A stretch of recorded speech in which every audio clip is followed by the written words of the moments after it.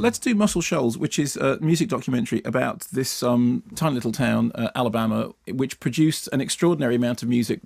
You end up with the rival studios. Originally, you have the Fame Studios Rick Hall sets up, and they start attracting talent, and they have the backing band who are the Swampers, who then go off through Jerry Wexler to form a rival studio. But the short version of it is an astonishing number of people come to this very small town, whether it's Aretha Franklin or Wilson Pickett or Rolling Stones or Lynyrd Skynyrd, to record. And there's a lot of discussion about why it is, because it's not a studio, it's the place. There's a lot of discussion about why it is that this particular sound comes out of this place. And some of it is kind of, well, it's the river that sings, it's to do with the history, it's to do with something that the sort of the swampy feel of the place. Some of it is to do with the personalities.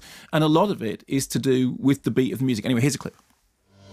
What you want, baby, I got. To be a part of something like that is unbelievable. It was milestone stuff.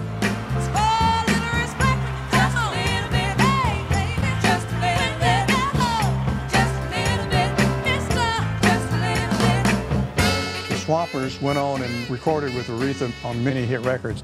Sweet Sweet Baby, Natural Woman, Think, The House That Jack Built, Call Me, Do Right Woman, Do Right Man, Chain of Fools, and so many, many others. Of course, it worked out incredibly. And it's been one of the anomalies, I think, of the era, that Aretha's greatest work came with a studio full of Caucasian musicians. How do you figure it? This is the Queen of Soul, acknowledged. Here we have Roger Hawkins and David Hood, Jimmy Johnson, Barry Beckett, Spooner Oldham, coming out with probably the deepest and most intense R&B of the era.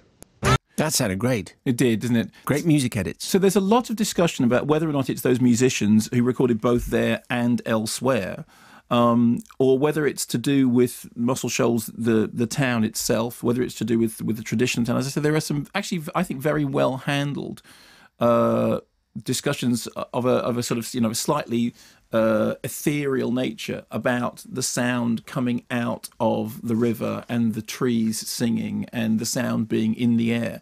And it covers very, very even-handedly what happens in the evolution of this place and why it is that people feel the need to go there to get the Muscle Shoals sound.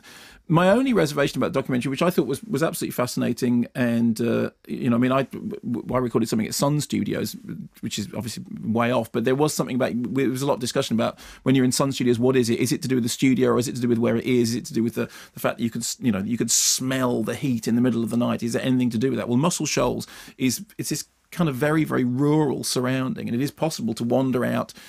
And at least as far as the film's concerned, you can be there down by the river. It feels like it's really rooted in the mud and the swamp of that music.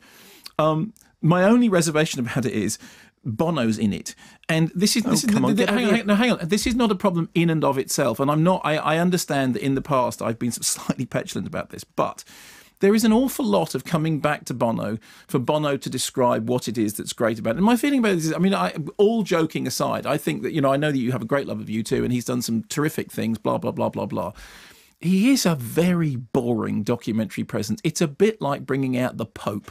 It's just like, okay. He's a good bookie. If you get him as a bookie, it is, and that's it. And it looks through. To me like they got Bono, so they thought, well, we have to just put Bono all the way through. And it may just be a personal thing. Yes. But it's just a personal thing. Okay, well, when I went to Sun, the first thing I did was took the picture of Bonio down off the wall and lay it on the floor. And That's racist. It's racist. You're racist. And I really like Muscle Shoals. It was a terrific documentary, but every time Borio came on the screen, I just went,